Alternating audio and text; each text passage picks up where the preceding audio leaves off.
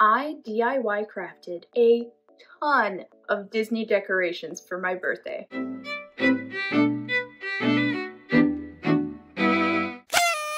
Hey guys, I'm Libby, and welcome to Punsy's Palace, where I do all things Disney, hence the Punsy, and all things in my life and home, hence my palace. So if you haven't already, be sure to subscribe down below if you enjoy Disney and lifestyle content. So I started planning this birthday a month ago, which was good because it gave me plenty of time to craft everything in this video. I started by going to Dollar Tree to get any items I needed or didn't have, or to help me with some inspiration. The total of what I needed for everything was under $30. It was $28.57 to be exact, but actually probably less than that because I used some of the items for my niece's birthday party, and also I didn't use up all of the items that I got. Some of the craft items like paint brushes, hot glue gun, and stuff like that were things that I already had, and so they're not accounted for in the total. And if you don't have those things, you would need to buy them for a lot of these crafts, but they're not gonna break your bank. So I will go through and narrate how I made all of these items film by film.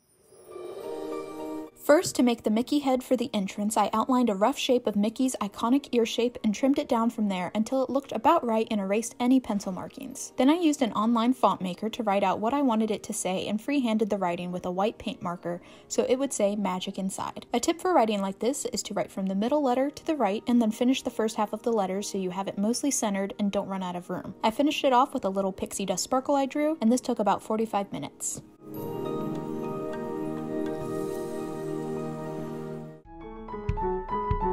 For Monsters, Inc., I was going to make 23 doors and did so by using one piece of construction paper per door and an array of colors I thought would look nice. I started using an architectural ruler for the lines but found it too laborious, so just freehanded the designs and changed up every so often which side the doorknob was on. I laid out about 9 different designs to make sure no two doors of the same color would have the same design, since this was crucial for the game to work. I liked using one piece of construction paper per door because it involved no cutting. For the game cards, I basically just cut out 24 blank white cards and drew the different door designs on them and colored them with colored pencil to match each one. I also wrote "Your Door Is" with an arrow on each card, then drew a cute little design for the title of the game cards. I decided to make a scream canister as well since I had a lot of leftover yellow paper. I outlined a basic rectangle shape and snipped the corners on the top to make it look more rounded. Then drew 2 long rectangles and colored them black, and then drew the part of the can where the scream is measured and colored it in red with some black lines for measurement. For the sign, I sectioned the yellow paper in the size I wanted to use into 4 sections. I traced out in block letters what I wanted it to say and then went over it in marker. The sign ended up saying, "Just because you're 23, don't make it a 2319. Again, count the amount of letters and spaces so you can start from the middle to space things right. I then added a sock on the sign for a nice added touch. The doors took about an hour to an hour and a half, the cards took about another hour, and the sign and scream canister took about 45 minutes together. The total of all the making of all the Monsters, Inc. decorations was about 3 hours and 15 minutes, not including setup time for taping all of the doors.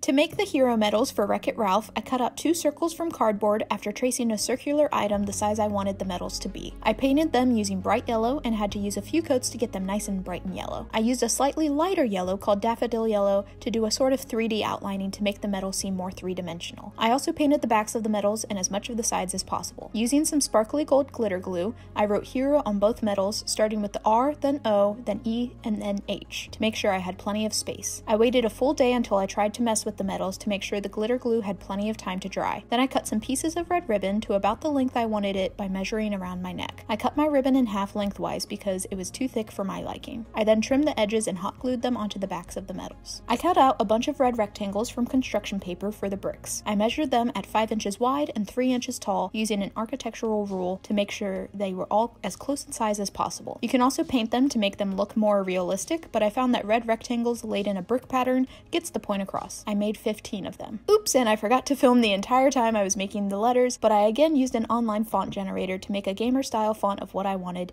to write and freehanded it on the white paper. Cut out all the letters, and instead of cutting out the middle of the E's and O, I filled them in with marker since it was small and I didn't want to ruin them. Then I laid them out on the bricks how I liked and glued them on with a glue stick. The metal and bricks took about an hour and a half, not including drying time, and the writing of level 23 unlocked took about an hour and a half, making WreckIt Ralph decor take about 3 hours to make and only a few minutes to assemble.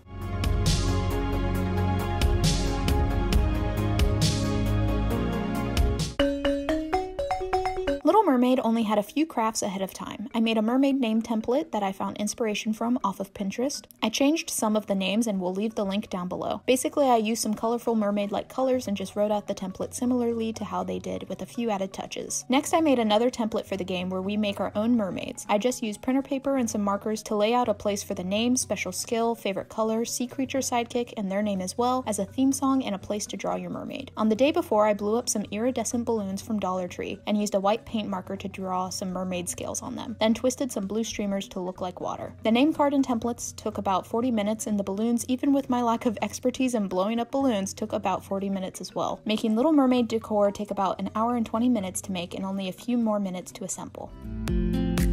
To make the tangled braid, I bought 6 skeins, 3 of each color yellow they had at Dollar Tree. I only ended up using about 4 skeins, however. I measured my banister where I wanted this to hang and added a few more inches onto it. I measured out about 5 pieces of yarn each color of this length and put them together for 1 strand of the braid and repeated that 2 more times. I ended up adding a few more of each color strand to each of the bigger strands to make it a bit thicker. Then I used a hair tie to tie up each braid strand and laid a heavy book on top so it wouldn't move while I braided. From there, just braid the strands, keeping them together as much as possible, end it with another hair tie, and leave a good 6 or so inches at the bottom. I used a purple ribbon to tie around the end to look like a hair bow. From there, I pulled flowers off some flower stem bunches I found at Dollar Tree and hot glued them into the braid. I loved the look of the yellow, purple, and pink colors I chose, and I hot glued the bow to the braid for good measure so it wouldn't wiggle. Trim the ends of the hair if it looks a bit uneven or messy. For the lanterns, I did not have a paper sturdy enough in the right colors, so I used a sturdy paper I had and painted it in 4 colors: Purple Passion, African Violet, Cherry Blossom Pink,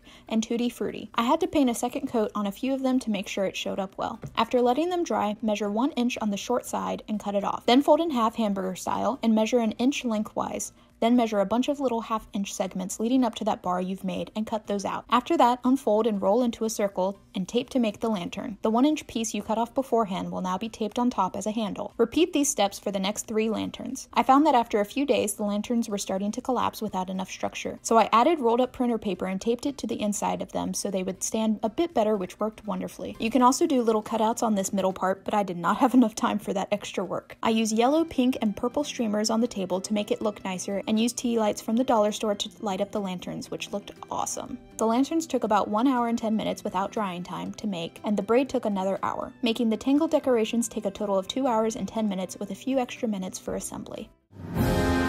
For the Onward sign, I hand drew what I wanted on a big piece of white paper from Dollar Tree and outlined it in black, then realized I wanted the whole letters to be black and had to paint them. This took a long time, and you can save time by just using the color of the paper you want the letters to be in the first place, but I had limited black paper and had already traced it on white. You live, you learn. I then cut out all the letters and assembled them on the floor. I cut string to go through the letters with plenty of extra string on either side, which can be cut accordingly when you hang it up, but more is better in this case. I then hot glued the letters and numbers onto the string the way I had laid them out. Since I made this banner way ahead of time to store, I stacked them up from O to D and onward, T to O, and 2 to 3, and wrapped the string up in little bows and secured them with a paper clip. For the staff, I traced out a rough sketch of the staff on black paper and cut it out. I used a picture online for reference and simplified it a bit. Then I cut out in yellow paper a phoenix gem that would fit in the crook I had made in the staff. I also used the white paint marker to add some dimension to the staff. To make the phoenix gem stand out a bit more, after gluing it onto the staff, I painted some orange accents on it and used some glitter glue to make it look really nice and shiny. For the double moons, I traced a big lampshade, only going a bit more than halfway and then making a crescent moon. Then I did the same thing with just a slightly smaller lampshade. Cut it out and boom, you have 2 little moons. The banner took about 2 hours and 45 minutes because of some creator error and changing my mind about 20 times about what I wanted, but the staff took about 30 minutes without drying time and the double moons took only 10 minutes. This was a total of 3 hours and 20 minutes plus some added assembly time. My sister Mad decided on the day before to paint me a Guinevere van with the mountains and the sunset to hang up in the background. I didn't film her doing this since I was still decorating, but she referenced an image online, sketched it, outlined it, and painted it, much like how I did all of my crafts so far.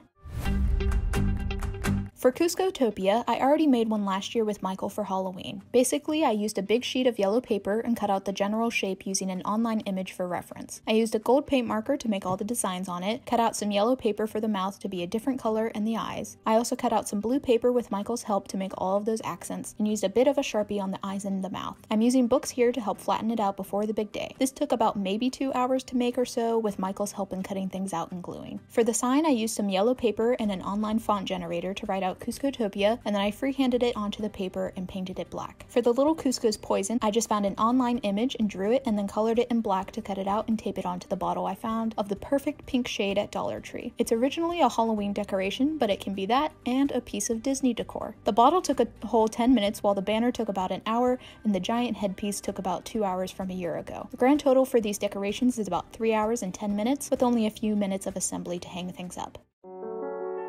For the whale charades jar for the game, I used a mason jar and filled it with some rocks and pebbles I had from another craft. Then using wax paper, I outlined the size of the jar. Then using a hot glue gun with plenty of glue sticks, I made little wavy lines within the circle and then cut it out. I painted it using some blue nail polish to make the water for the jar. Then using some various colors and construction paper, I outlined a simple fish and folded the paper to cut it in a way where I was cutting 2 of each color fish at a time that would be folded in half. I wrote on the insides of them the different Finding Nemo and Finding Dory characters for the game. This included Crush, Hank, Mr. Ray, Peach, Bloat, Bruce, Destiny, Becky, Jacques, Deb/Flo, Squirt, and a jellyfish. I then taped the fish up so it wouldn't show the answer and put them in the jar to look like a little ocean. The outside decorations weren't filmed in the making, but I blew up some pink balloons and creped some pink streamers and taped it onto the balloons to look like jellyfish, then twirled some green streamers to look like seaweed. The outdoor stuff took about 30 minutes to make with some help, and the jar took about 45 minutes, making Finding Nemo a grand total of 1 hour and 15 minutes to make, with only a few minutes to put out the jar and some dories.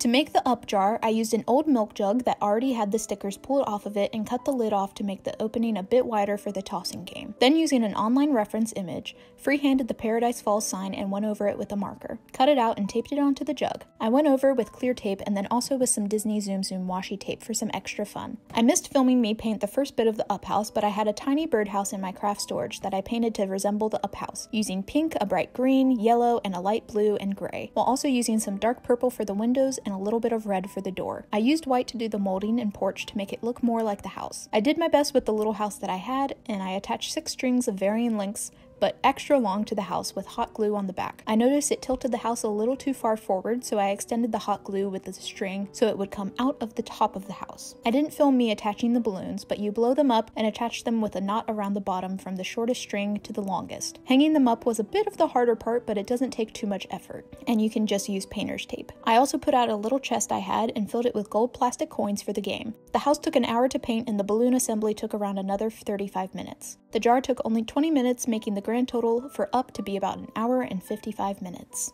I didn't have much of a craft to do for Lilo and Stitch because my mom had made this Tiki Bar from some pallets a few years ago, so I just attached some lays to it to make it look more colorful. I just used a staple gun and this took about 20 minutes.